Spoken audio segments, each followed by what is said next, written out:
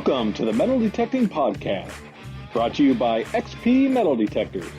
We're digging the plugs and pinpointing the topics you want to hear.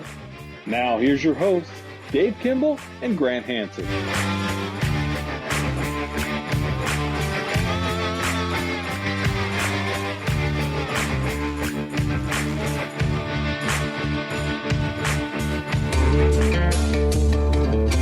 This show is brought to you by XP Metal Detectors. XP Metal Detectors is a high-end, innovative metal detector company with high-end metal detectors, coils, and pinpointers. For more information, go to xpmetaldetectors.com. For a dealer near you, try a Google search or go to xpteamusa.com.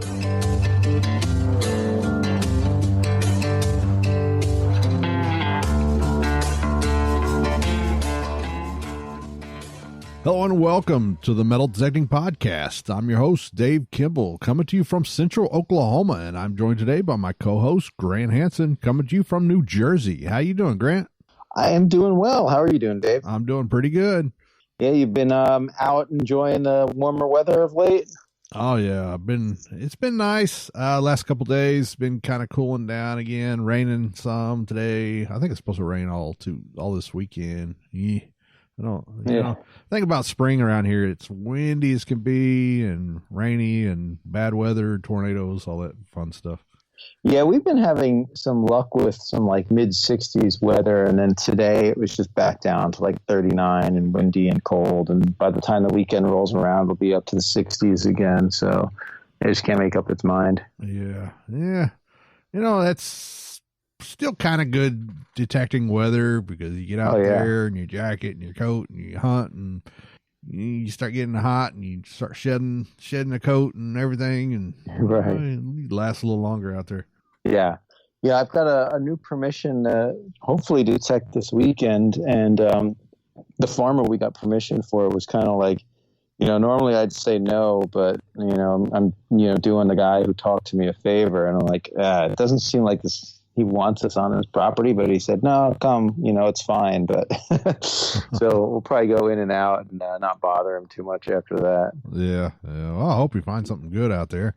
Yeah, I hope so too. Yeah, we haven't been on the show in a couple of weeks. We've actually taken a little bit of a break. It was kind of unexpected, but we got really busy. And I know you went out and put a bid and actually got a bid on a new house. Is that right? Or not a new house, but a house. Well, it'll be new for me. Yeah, right. Yeah, so just so much that goes on once it starts, once the process starts. So long story short, we're going to close on June 9th. Probably do a week and a half of cleaning up and painting, but maybe redo the hardwood floors. But otherwise, it's in pretty good move-in condition. So hopefully by the end of June, we'll be in. And it's only 8 miles from where I live now, so I'll still be in old New Jersey and hopefully get some new permissions in that area. Yeah, that's awesome. Yeah, congratulations. Yeah. I know it's a lot of stress, a lot of work going on. Yeah, and right now too, it's just like having moving companies come in and give me estimates, and just looking around the house, and I have to try to explain to them like half the stuff you see we're not taking with us, so we're getting rid of it or we're going to sell it. So it is a good time to purge. Yeah, right. Yeah, and I've been pretty busy with my new job and everything, and we've both been swamped with stuff, so we had to miss a few shows, and here we are back, and hopefully we'll be back on for a while. We may take a few more shows off again. I'm not sure yet, but just check periodically. We try to keep you updated on our Facebook group page and try to let you know what's going on, so hopefully everybody knew what was going on there. Yeah, so that's a great point. Just continue to check our Facebook page so that you know if we're going to do a show or not. But hopefully we'll be able to be consistent for the next few weeks. Yeah, I had somebody comment on our last show and asked why if we were doing a show, and I had to comment back saying no, we're going to miss this week. But but we are coming back strong. We do have a really good guest tonight in John Rebman. He's actually one of Cameron Mazur's metal detecting partners, and he's got some great stuff and some great stories. So I'm anxious to talk to him. Yeah, this is a guy who finds stuff out there. I mean, he's got a history of finding stuff. This guy finds a lot of great stuff. Great guy to talk to. So when we get back, let's talk to John Rebman. This segment is brought to you by Omega Mill Pouches, the official digging pouch of XP Team USA. If you're looking for a rugged, hunt-tested, washable pouch, look no further than Omega Mill. Get on eBay and search Omega Mill Pouches. That's OMEGAMILL.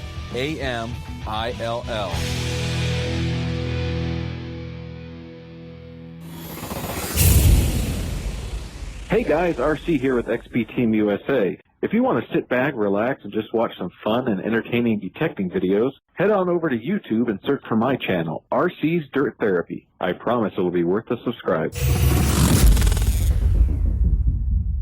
Tonight we welcome a great guest from the Mid-Atlantic who happens to be detecting buddies with XP Team USA's Cameron Mazur. We're hoping to get some dirt on both detecting and Cameron. Let's give a warm welcome to John Rebman. How you doing, John? I'm doing fine.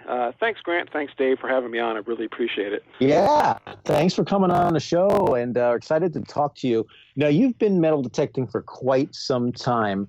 Let's go back to the beginning. How long have you been detecting, and what got you started? Oh, wow. Now you're going to call it the old guy. Oh, jeez. Yeah, I started back in the 70s, when disco was the thing, and I was skinny and the ties weren't. But, yeah, I started probably around 1977. It kind of had its early beginnings before that, but we were bottle hunting when we were kids. We would go, I lived in upstate Vermont, just as a preface. We had cellar holes everywhere around where I lived. I lived in the country, dirt road in front of my house. So we would just explore the creeks and the streams and the hills, and we'd just find, stone walls and, stone foundations. And around those stone foundations, sometimes we'd find, old dumps and bottles. So that's kind of how I got into it, history-wise. And one day we were looking at some bottle books, and one of the guys had a metal detector, like an old Heath kit he had put together, and he was using that to find the old dumps in the forests. So I thought, oh, this is a fantastic idea. We should get one of these, and we can really clean up on the bottles. Well, fast forward a few months, and I was over at a friend's house, and he opened up his closet, and there was a metal detector. I'm like, oh, my goodness, like, what happened? Dad had given to him for his birthday. And I thought, this is going to be awesome. So we just started hunting around his yard and found a silver quarter. So I was hooked from that get-go. So, a few months had passed. I was traveling into Delaware and Maryland with my family. Went to a great aunt's house for a visit. Walked in her living room, and she had detectors everywhere. And I thought, oh, my goodness, what is going on here? And she come to find out she was a dealer, and she sold me my first metal detector back in 1977. It wasn't much to look at. It did what it needed to do. It was just an old hip mount TR unit, with not much discrimination, but I was thrilled. And I started finding, coins and small relics and whatnot. So, yeah, it was really good. Wow, that's awesome. Yeah. So do you remember what your first amazing find was? Well, I think it probably started back then in the late 70s. I was just finding, things I thought were exciting, which were, wheat pennies and things like that. I hadn't even found a silver coin yet, but I was hunting under an old oak tree in front of the school I used to go to, and got a signal, and out popped this, gold ring. I thought it was like a curtain ring, like for hanging curtains on. But yeah, it was just a gold wedding band, and I just couldn't believe it. That was my first really kind of a big find. And I think I followed up that with another gold ring not too far after that. I had kind of rigged up my TR unit to float on the water. I tried my hand at water hunting. I didn't even have a sand scoop. I was just getting signals, and I would just shove my hand into the gravel, and I found my second gold ring that way. So I was trying different things back then. But, yeah, that was kind of my first thing. And my first silver coin was not far after that. It was a mercury dime I found in a playground, and I just couldn't believe what I was holding. You see other people finding things like that, or you hear about it. But then when I, as a young lad, finding something, silver and old, I was just ecstatic. So, yeah, that's how it began. Yeah, Grant. And it's funny, some of the best finds come from right under trees. You hear a lot of people talking to them. I've had experience. Usually when it's under a tree, for me, it's under a very difficult root at the same time. But yeah, trees are great. Oh, yeah. Yeah, I always want to pay attention to those signals in the roots, even though they're real problematic. But you figure if the root grew over it, there must be something old underneath of it. Not too far from that ring find was an old stump by the road, a big old stump. And I was hunting around the base of the stump, and I found my first spill. I had some silver coins and some, I think there was like a mercury dime and, like a war nickel and, a few wheat pennies. But I was pretty tickled. That was like my first little mini hoard. That's great. John, guys like John here are the reason why we can't find silver very much now. Well, much those guys in the old, the really old timers, they were cleaning up in the 60s and 70s, I'm sure. Everything was silver. They were a lot closer to 1964 than we are now. But, yeah, can you imagine? It must have been fantastic in their heyday. Yeah. So being from the mid-Atlantic, you have a great opportunity in finding Civil War relics. Have you found many down there? Yeah, I've done pretty well. I'm not like in a heavily Civil War activity area, though we do have, I live on the Eastern Shore, so, Delaware, Maryland, Virginia Peninsula. So for whatever reason, there wasn't a lot of like Civil War activity per se, but they were working their way through traveling and moving around. And so I found like eagle buttons and mini balls. I found a nice Maryland militia button once. I've gotten like artillery, riflemen, dragoons, cavalry. I've done some in Virginia, so I have a small group of friends that we go to some areas in Virginia where there was more activity. And while the the CS and U.S. belt plates have eluded me, I have found a few belt plates per se. I've gotten two like plain Confederate plates with nothing on them. But I've also got an insert of a two-piece belt buckle. So that was pretty neat. That was a Virginia belt plate, the insert that goes into the ring that's got the tongue and wreath sort of belt buckle. So I've gotten that, and some other bits. One of the neatest things I did come across, one of my first trips into Virginia relic hunting, I was invited by a friend. He was going to go on this trip, and he couldn't go. And he said, John, would you like to just take my spot? And I'm like, well, are you sure? He goes, yeah, I can't go, and it's all ready. Just go have a good time. So I did pretty well that first trip. I got an artillery button with gilting on the first day, and then the second day, I ended up finding a little mini horde of three-ring mini balls, and there was like 30 of them in this hole. And it was just fascinating. And, what was neat was one of them had like teeth marks in it. So I just call it my pain bullet in my display. I've got the display of 30 bullets and then this chewed on bullet. And so my imagination was thinking that maybe some soldier was biting down on this bullet, maybe in the heat of battle, because there was a running battle down that road where I had found the horde. It was, it was the retreat from Gettysburg, and they were, a bunch of Union guys were chasing some Confederate guys, and so I can just imagine somebody being shot and his friend dumping out all his bullets and his cartridge, grabbing one and handing it to him, and that's why I found them all. I couldn't find the belt plate to go with it, or the box plate, but yeah, that was a fascinating sight. A stone's throw away, a friend of mine found two really nice North Carolina buttons, Confederate, and on the other side, a friend of mine found a CS belt plate, which was just fantastic. So yeah, we do run across the Civil War once in a while, but it's always a nice thing when you do. It's around here, like I said, on the Eastern Shore, it's not real prevalent, but we do come across it occasionally. So. Wow, yeah. Yeah, that'd be awesome to find some CSA belt buckle. Can you imagine? Yeah, it would. Yeah. So I know some of the listeners are going, I found one. I know a few of you guys out there have found them, but good on you, because they're the rarest hen's teeth. Oh yeah. Yeah. So So us being envious over your Civil War relics, I would love to find a bunch of Civil War relics, or any for that matter. But for what other artifacts you usually come up with on some of your permissions? Oh, well, yeah, we were very fortunate to be living here.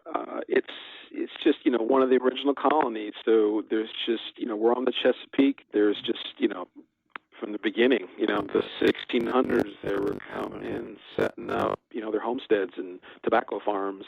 So, yeah, we find, pretty much everything. We can get, buckles, we get large cents, Indian heads, seeded coins, Spanish reals of different sizes, cobs once in a while if you're real lucky. I've gotten 2 cobs in my career, but I've got a number of, cut quarters and 1 and 2 reals and things like that.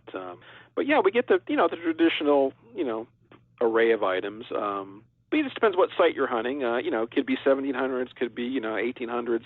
I was real fortunate just a week or so ago to get on a 1600 site, which is just really rare. And it was such a wonderful permission.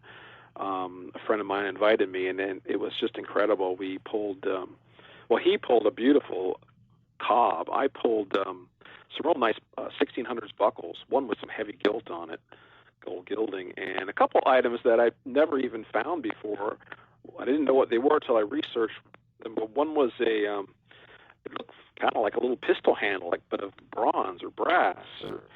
And come to find out, I researched it was side pommel from the 1600s. And then another find looked kind of strange. It was a round, almost disc shape with 3 protrusions on it and hash marks in the middle. And I found out that was a sailor's palm thimble. So for sewing sailcloth or leather or canvas.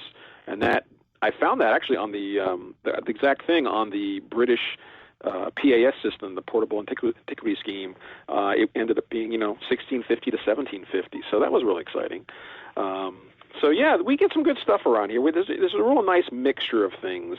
I was just out last night and got a couple of Indian heads and a nice button, which I thought was military, but it was actually a 2-piece button from the Georgetown College in Kentucky, which is, why was it here in Delaware? Who knows? But it looks like early 1800s to mid 1800s. So so a nice array here. It's a lot of fun to detect here on the Eastern Shore. You just never know what you're going to run into.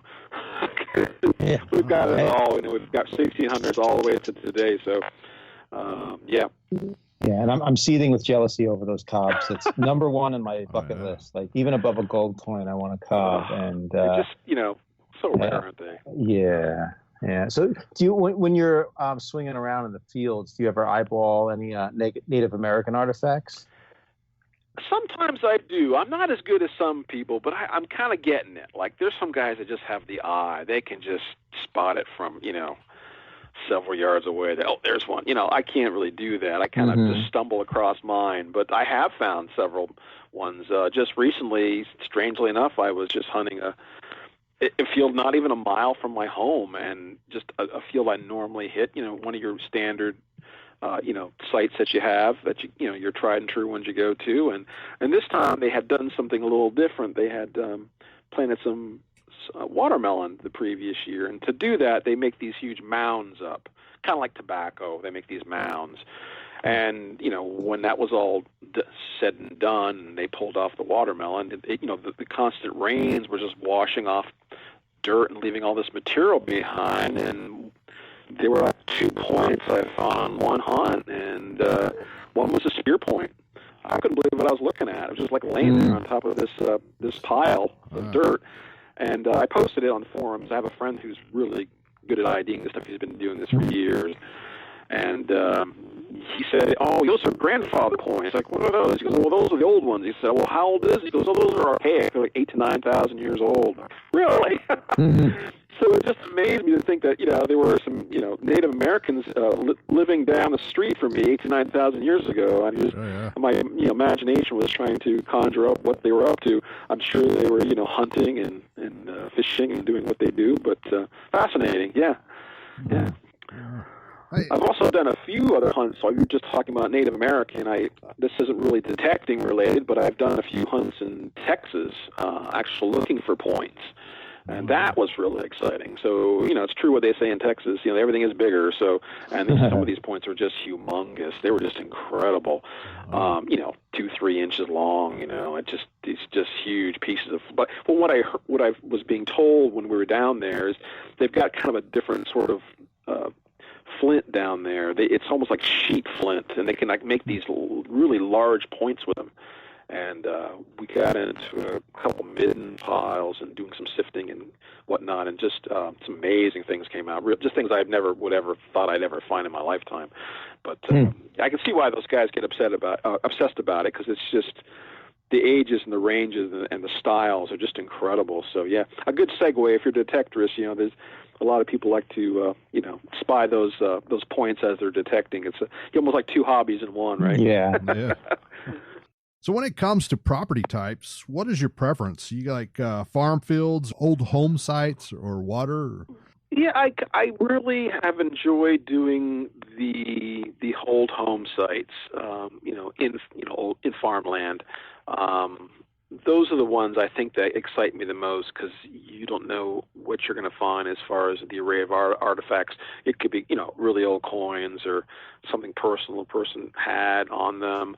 I think those are my favorite. They're not as, a lot of people do churches and schools and parks, and I don't exclude those at all. But I kind of like, the ones where the house isn't even there anymore, and the plow has done a lot of the work for you. When you go in the field, you're seeing brick and pottery and glass and oyster shells. Those are the ones I really enjoy. But I do anything really, as it presents itself. Sometimes you get an old house, 1700s, 1800s. You got to do those. And once the crops start to come in, then you kind of segue to the beach. We're very fortunate to have a lot of beach in Delaware, Maryland. So once the crops are being planted and they're growing and the bugs are out and the heat hits 80, 90 degrees, then we kind of segue to the beach and start doing some beach hunting and looking for rings and jewelry and coins. So it's very nice. And then once that sort of wraps up, obviously, in the fall, then the crops are coming out and we just get right back in the fields again. So that's where I really like to spend a lot of my time. You've got everything for every season, so that's awesome. Yeah. And the weather's good here, too. So, we can hunt, pretty much all year round. Like, there's really no stopping us unless we just have a deep freeze and the ground freezes over. And I've experienced that. I know a lot of your listeners probably have, too, if you live up north or something. Again, up in the upstate Vermont, the ground would just freeze solid, and you weren't getting in until it thawed. So you just had to read detecting magazines because you weren't going to do any digging. So, but here we're lucky we can get a shovel in the ground pretty much all year round. Cool. So let's switch gears a little bit. What was your experience like as a parachute rigger for the Navy Reserve? Yeah, I was. I got in the Navy in 1982. I joined up by just a young man just wanting to explore the world. And I didn't really want to do the college thing right away. And that was I think that was a good choice for me. I think it's a good choice for probably a lot of young people.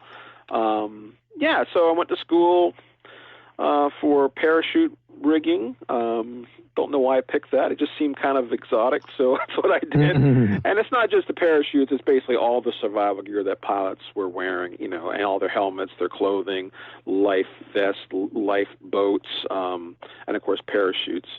And so I did the school was in Lakehurst, New Jersey. If you know what Lakehurst, New Jersey is famous for, it's the base that the Hindenburg crashed on. So that was kind of an interesting take, because there's like a little plaque there. You could go and see it if you were when I was on the base.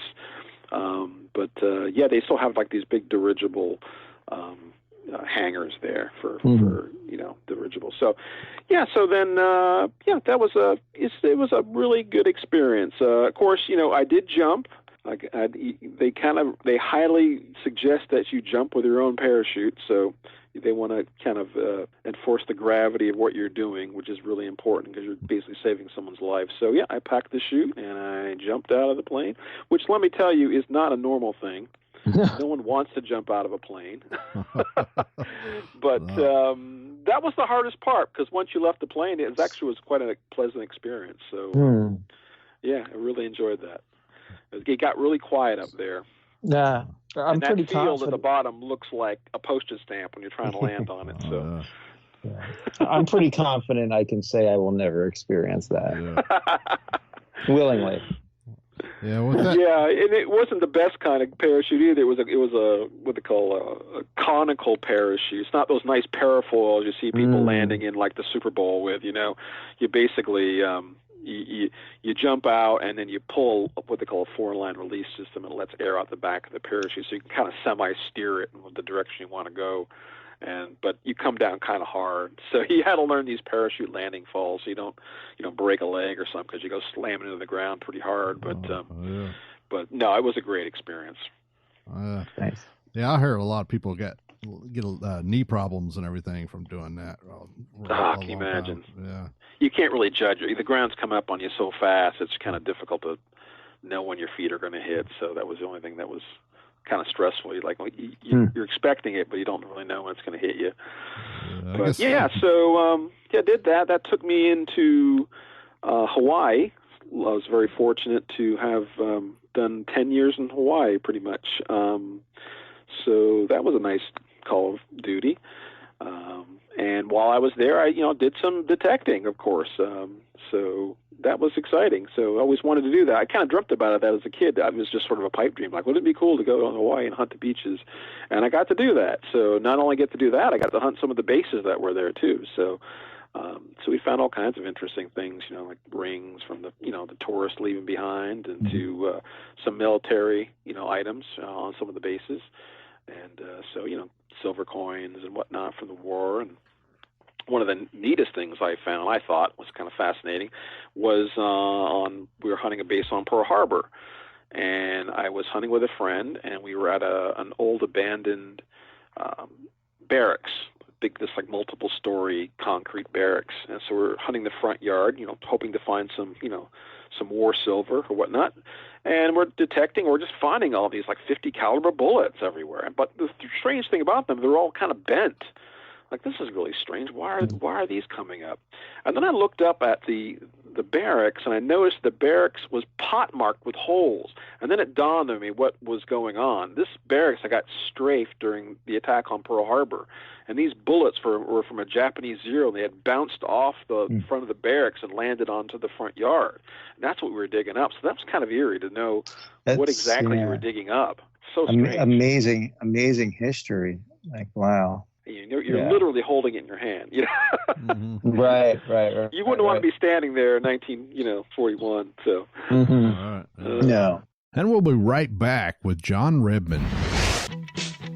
Hi, this is Dave D. Hi, this is Sonia. R.C. Dunn. This is Alan. Yep. We're the Minnesota Beach Boys. This is David Kimball. This is Grant Hansen. Lynn Quelland. Cameron Macer. Pete Sorrell. And we are XP Team USA. You're listening to the Metal Detecting Podcast.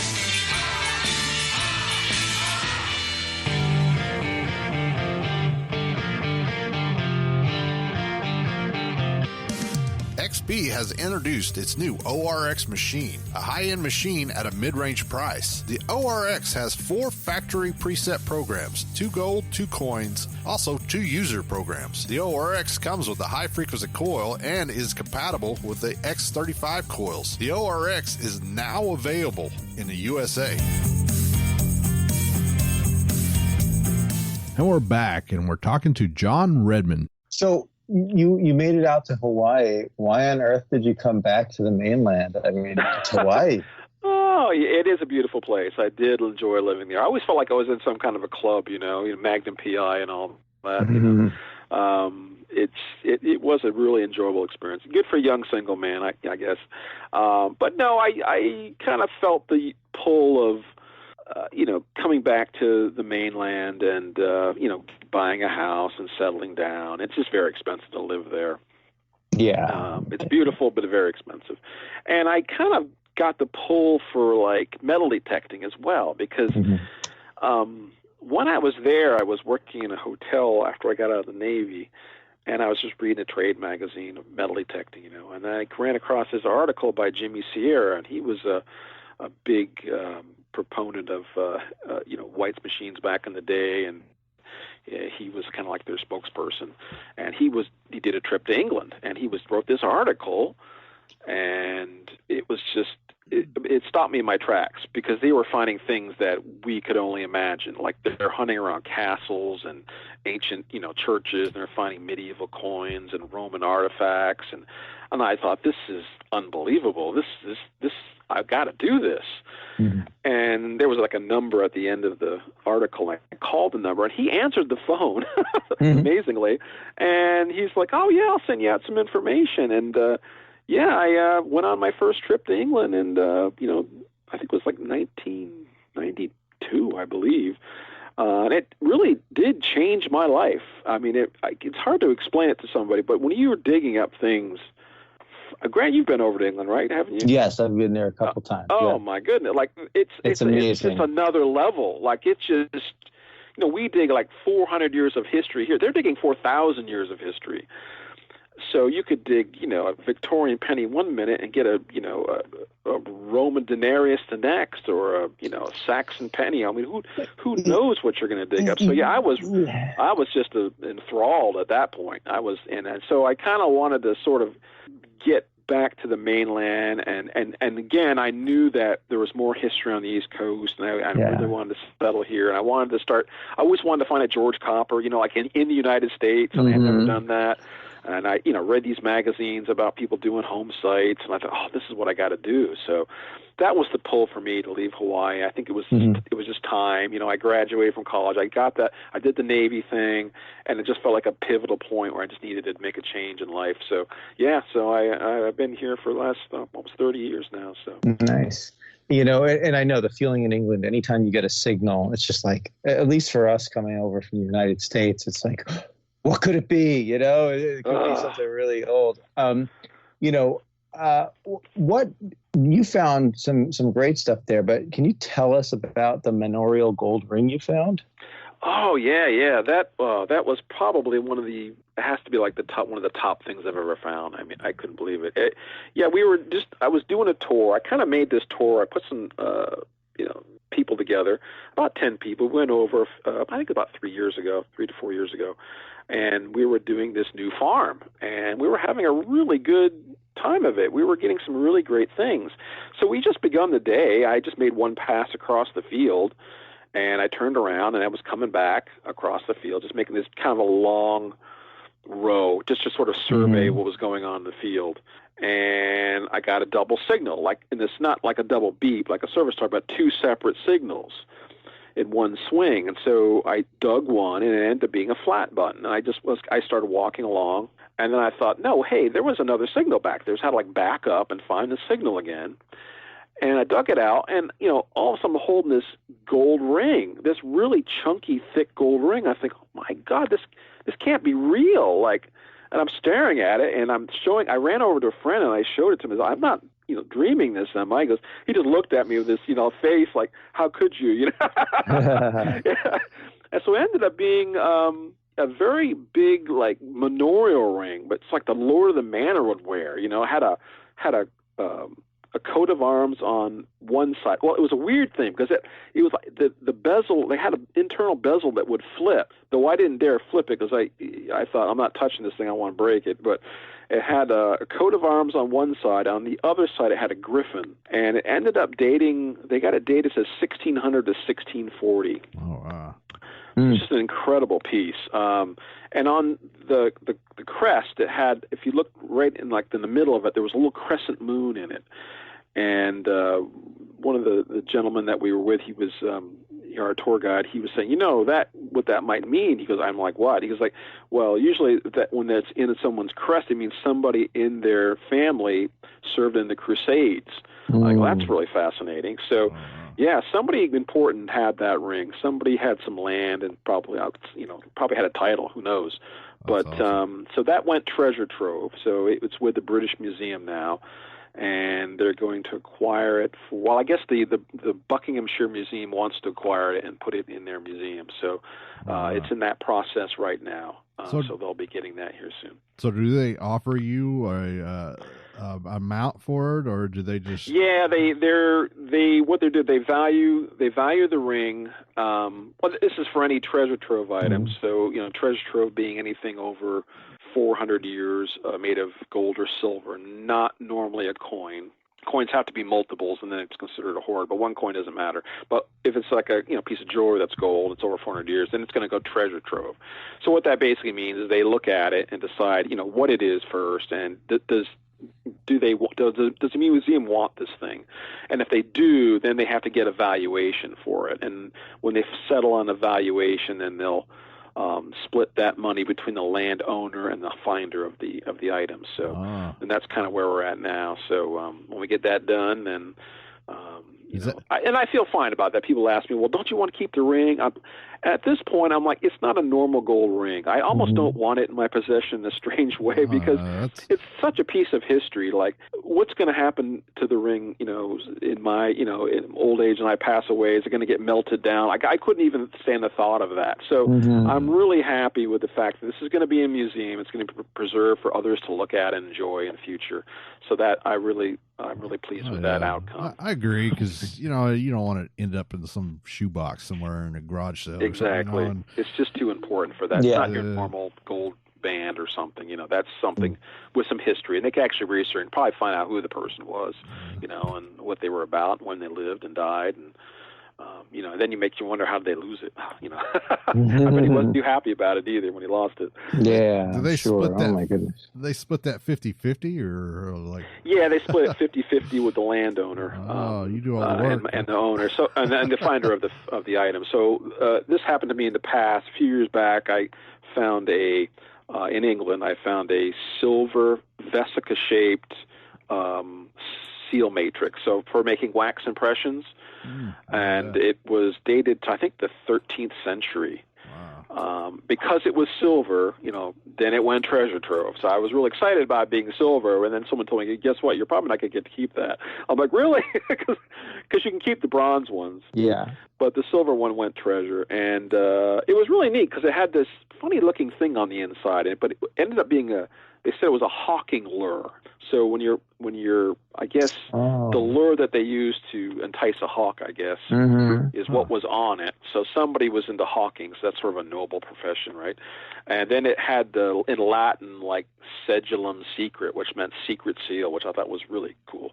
So, in that scenario, that got acquired by the Norfolk Museum. They have it now, and I think it got valued at, like, $600 or $700 or something like that. Okay. So, so I got half, and then the owner of the land got half of that. So, not an uncommon occurrence. If you do find something like that, they don't always keep it. Sometimes they will disclaim it, which means they just decide they don't want it, or they can't afford it, or then they'll actually give it back to the finder.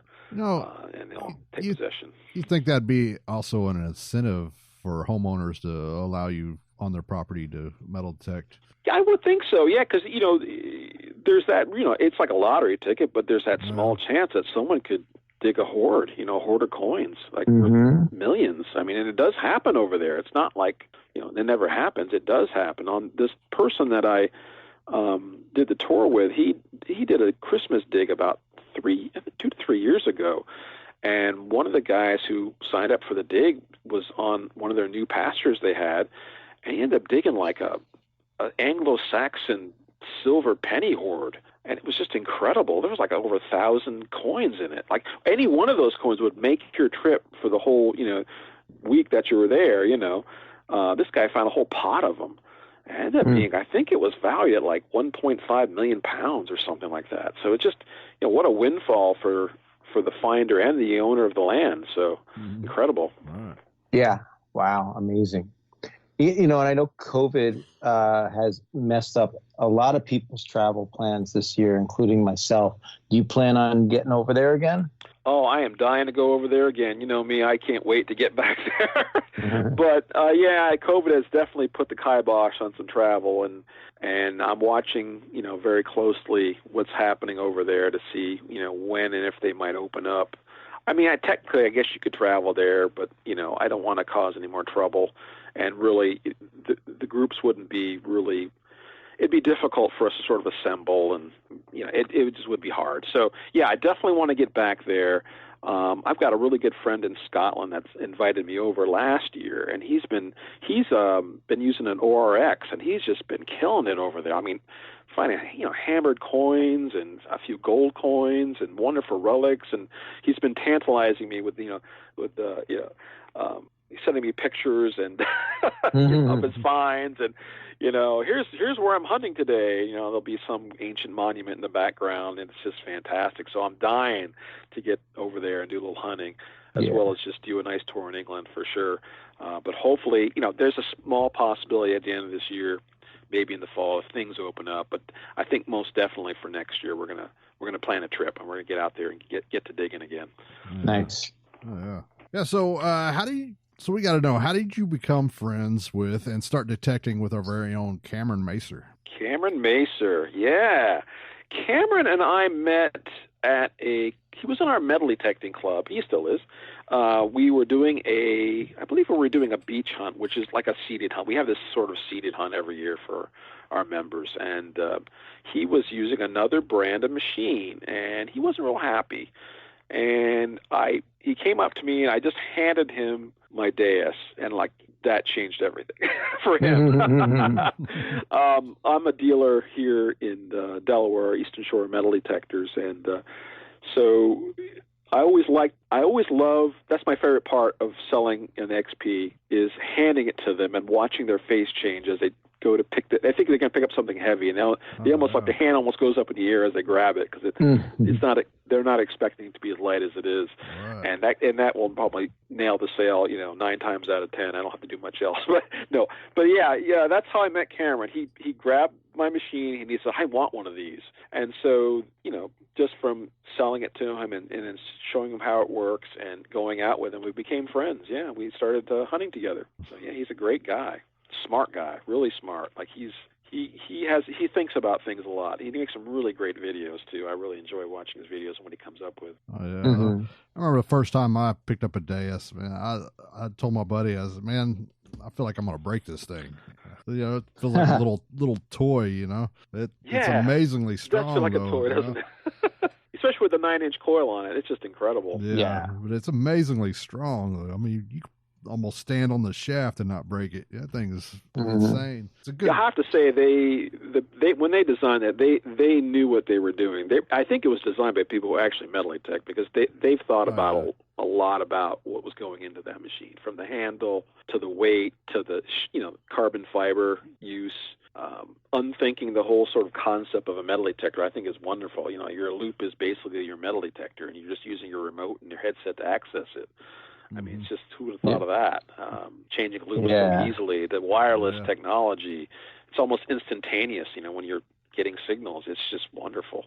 And I love not being tethered to my machine. I love just, setting my spade in the ground, leaning up my detector against it and going to talk to somebody and show them my finds, and you're not feeling like it's going to pull your head off when you walk away.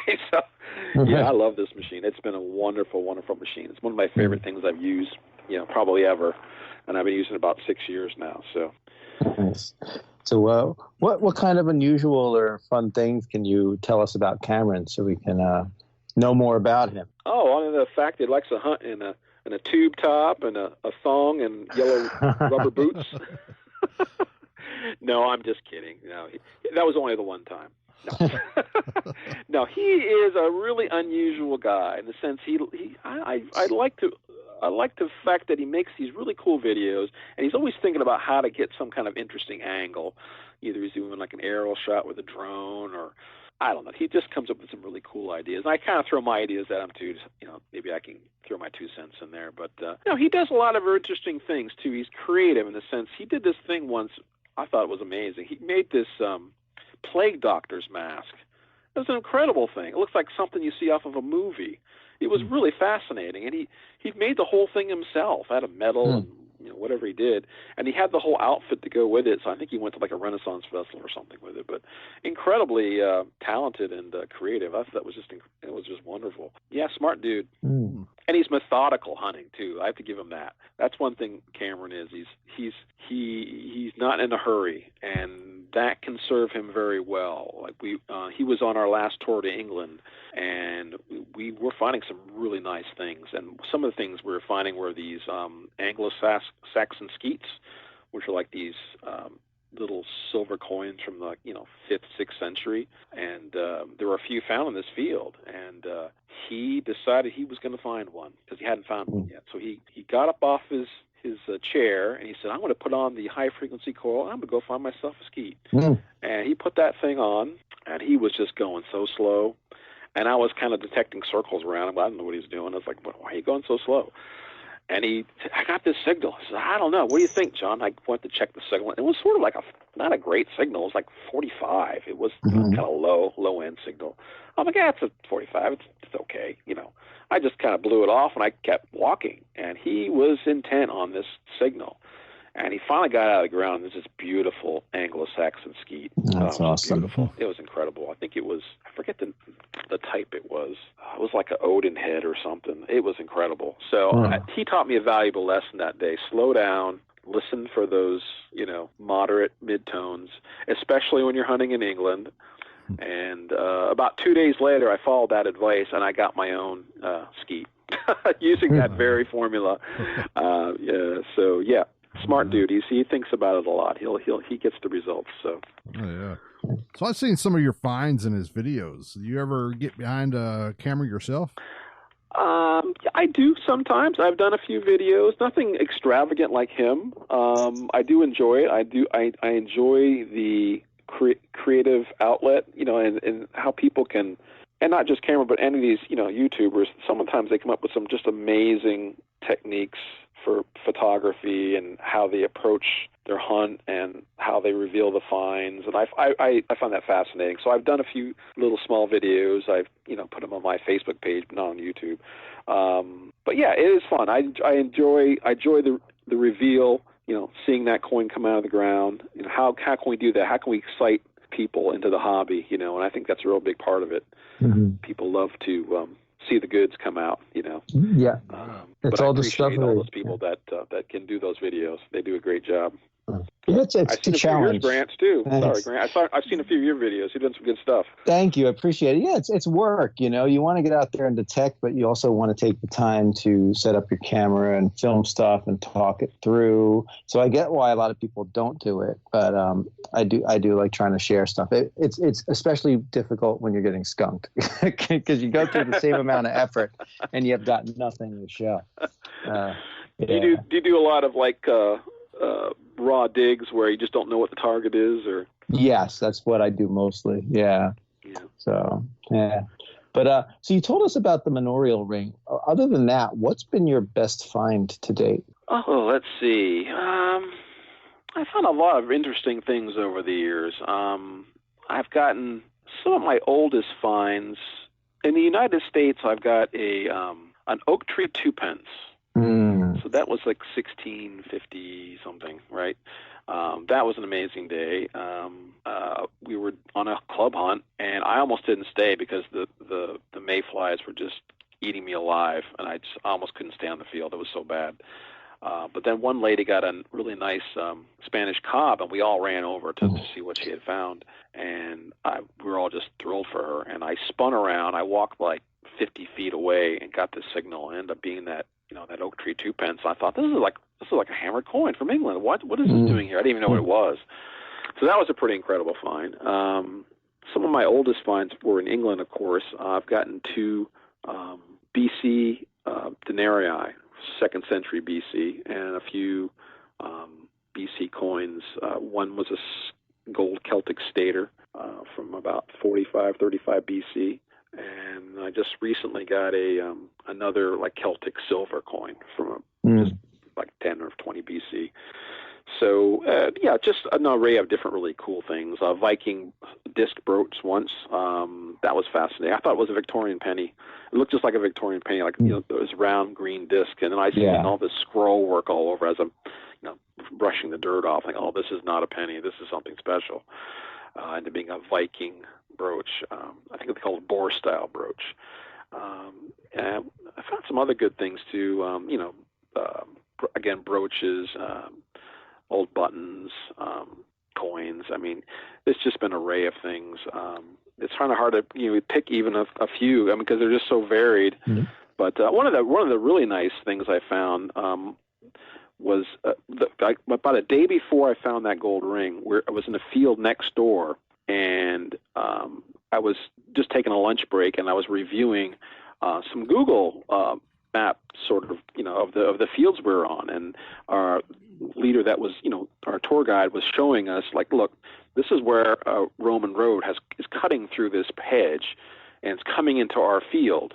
And I said, really? He said, yeah, that just continues on through the field. I said, well, I'm going to go where that road cuts through the hedge. So after lunch, I trekked up over the field and got to the other side and got to the hedge. I kind of see where it was and started doing patterns and, finding a few bits here and there. But then I hit this really nice sounding tone and ended up being a Anglo-Saxon penny from Ethelstan, and it dated like 924 to 939 AD. And it's probably one of the finest coins I've ever found in my entire career of metal detecting. The thing looked like it just was minted. It was an incredible coin, really beautiful. Yeah. And to follow that up, at the end of the day, I ended up with a Saxon stirrup mount from the 11th century. So, I mean, just a couple, we're talking, bucket listers, like 2 in one day right there. Yeah. Really, really exciting. I've gotten a Viking stirrup mount. That was the next trip over. So, yeah, just some really fascinating pieces. Yeah, can't complain. It's a great hobby. Nice. Oh, yeah. So, what's the most unusual thing you ever found? Unusual? Oh, that's a hard one. I found so many weird and varied things. That's a hard one to really nail down. I haven't found anything like bizarre. I had a friend once that found a gold tooth. That was kind of unusual.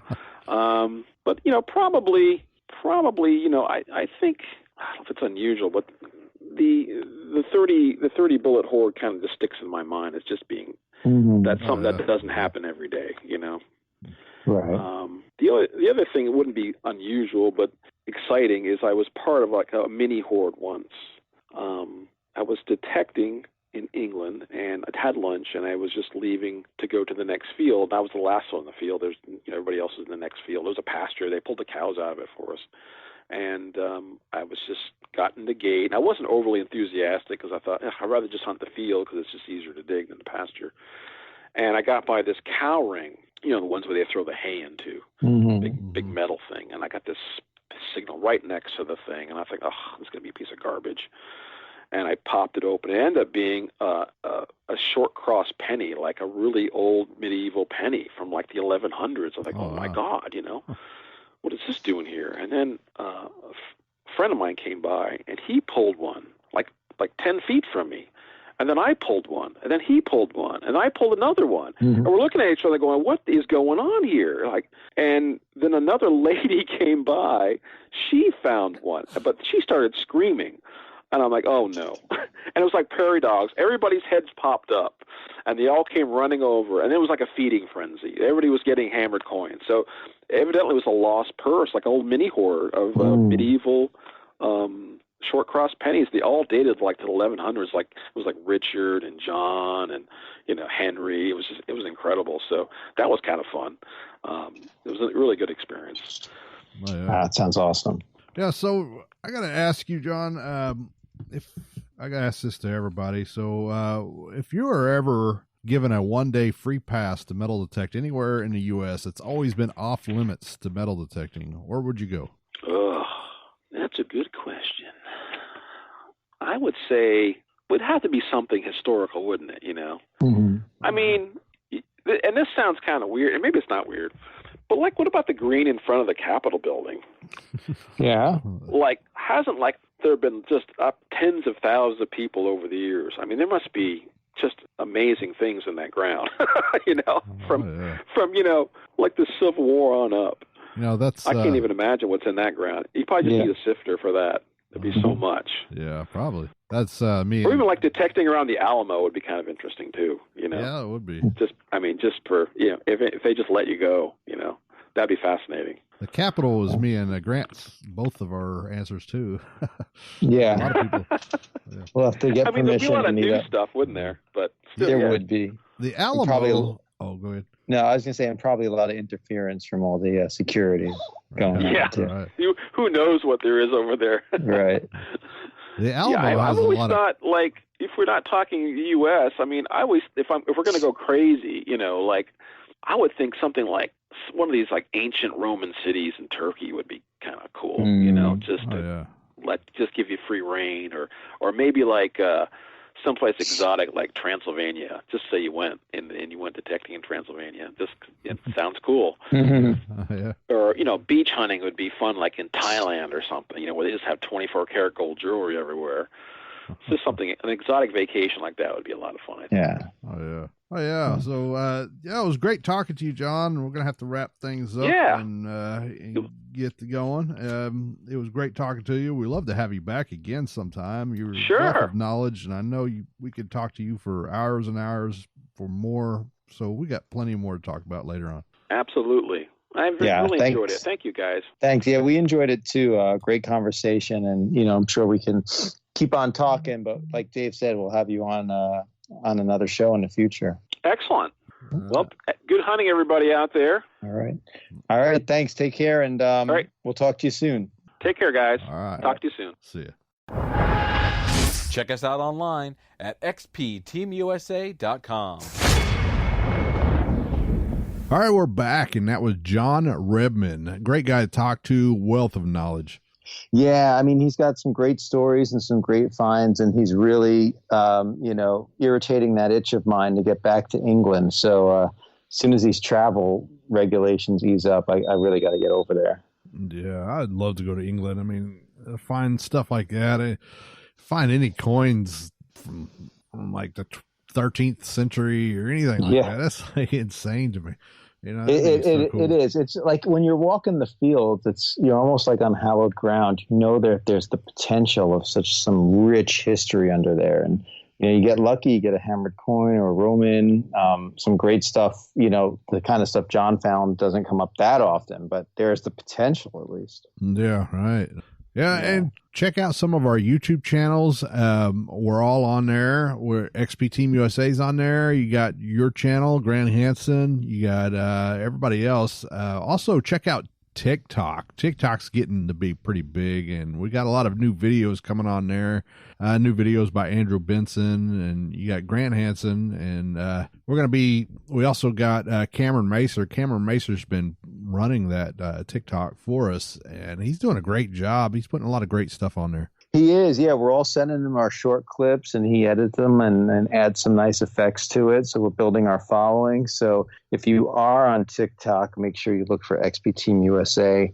And like Dave was saying, our YouTube channel, Andrew Benson's got some great new videos on gold hunting, as well as old, ghost towns and settings and things like that. I've got a new program out for a deep program. I'm experimenting with it. So, yeah, we'll keep adding more videos as we go. Right. Yeah. And also check out Gary on his YouTube videos. He does great demonstration videos for everybody who wants to learn a little bit more about XP. Yeah, and he's been recently on a good permission where he's been getting some old Roman coins. So I think he's got a video coming out on that. So stay tuned. All right. Yeah, when we come back, we'll be May 7th. So we'll see everybody then. All right. Take care, everybody. All right.